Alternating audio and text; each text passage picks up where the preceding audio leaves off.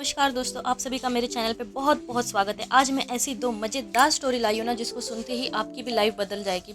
आपको भी पता चलेगा कि लोग हमें कैसे फंसाते हैं और हम अपने ब्रेन को फंसाते हैं। हम खुद कभी उसका यूज़ ही नहीं करते, हम अपनी शक्ति का प्रयोग ही नहीं करते। तो आज मैं आपको दो कहानियाँ सुनाने जा रही हूँ। एकदम ध्यान से सुनना, अंत तक सुनना, आपको ज़रूर कुछ ना कुछ पॉजिटिव रिजल्ट मिलेगा। तो पहला उदाहरण है, मेरा एक रिश्तेदार भारत में एक रत्न ज्योतिषी के पास गया, जिसने उसे बताया कि उसका दिल अस्वस्थ था और वह अगले महीने के पहले दिन मर जाएगा।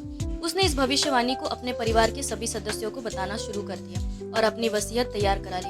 इतना मजबूत सुझाव उसके अवचेतन मस्तिष्क में बैठ गया, क्योंकि उसने इस पर पूरी तरह से विश्वास कर लिया था। मेरे रिश्तेदार ने यह भी बताया कि इस रत्न पढ़ने वाले के पास कुछ जादुई शक्तियां भी निहित थी और वह किसी भी शक्ति का भला अथवा बुरा भी कर सकता है। जिस प्रकार की भविष्यवाणी की गई थी, वैसे ही उसकी मृत्यु हो गई, बिना जाने कि अपनी मृत्यु का कारण वह स्वयं था।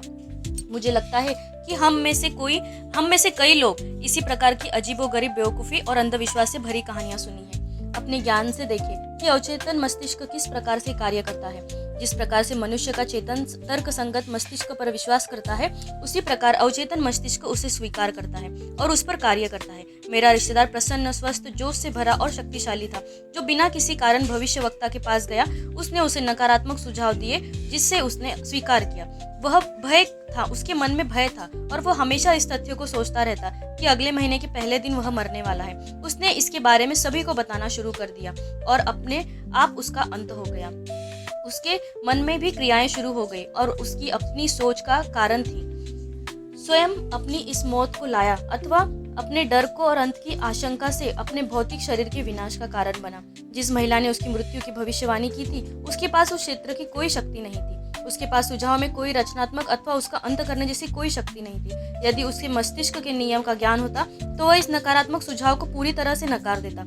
यदि वह जानता कि अपने विचार को एहसास से ही वह नियंत्रित कर सकता और शासित होता है। एक टीन के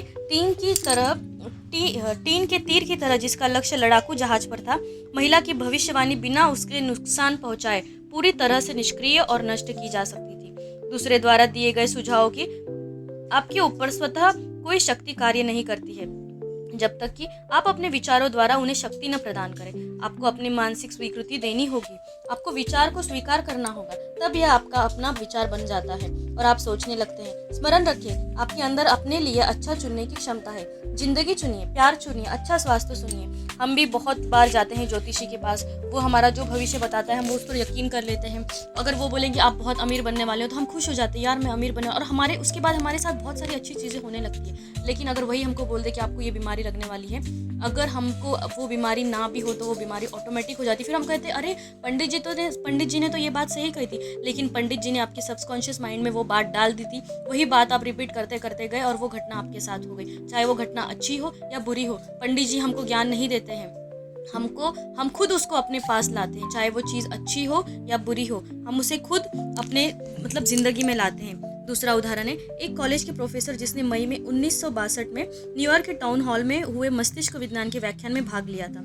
उसने मुझे बताया, मेरी जिंदगी में सब कुछ उल्टा पुल्टा है। मैंने अपना स्वास्थ्य, धन और मित्र खो दिए हैं। जिस चीज़ को मैं छूता हूँ वह गलत हो जाती है। मैंने उसे समझाया कि उसे अपने विचारों में एक मुख्य परिसर स्थापित करना चाहिए और यह कि उसके अवचेतन मस्तिष्क का अनंत ज्ञान उसका मार्गदर्शन, निर्देशन और उसे आध्यात्मिक, मानसिक और सांसारिक रूप से समृद्ध कर रहा है। उसका अवचेतन मस्तिष्क तब तक स्वतः उसे निर्णयों में चातुर्य के साथ मार्गदर्शन देगा और उसके शरीर को स्वस्थ करेगा, साथ ही उसके मन की शांति और धीरज को वापस लाएगा। प्रोफेसर जिस तरह का चाहता था, उसने उसकी संपूर्ण परिकल्पना की और यह उसका मुख्य परिसर था। अनंत ज्ञान में मेरे सभी रास्तों का मार्गदर्शन और नेतृत्व कर रहा था। उत्तम स्वास्थ्य मेरा है और सामंजस्यता का नियम मेरे मस्तिष्क और शरीर पर कार्य कर रहा है। खूबसूरती, प्यार, शांति और प्रचुरता का सब कुछ मेरा है। सही कार्य का सिद्धांत और दिव्य आदेश मेरे पूरे जीवन को शासित करते हैं। मुझे पता है मेरा मुख्य परिसर जीवन के अनंत सत्य पर आधारित है और मुझे पता है और मैं महसूस करता हूँ कि मेरा अवचेतन मस्तिष्क मेरे चेतन मस्तिष्क की सोच से अनुसार प्रतिक्रिया देता है। उसने मुझे लिखा, मैंने उपयुक्त कथन और धीरे धीरे शांति और बहुत प्यार से दिन में कई बार कहा, क्योंकि मैं जानता था कि यह सब मेरे अवचेतन मस्तिष्क की गहराई तक जा रहे थे और इसका परिणाम अवश्य आएगा। मैं आपके द्वारा दिए गए साक्षात्कार का आभारी हूँ। मैं यह भी कहना चाहूँगा कि मेरे जीवन के आगे सब सभी चीज़ अच्छी होगी, अच्छे परिणाम में बदल रहे हैं, यह पूर्ण रूप से कार्य कर रहा है।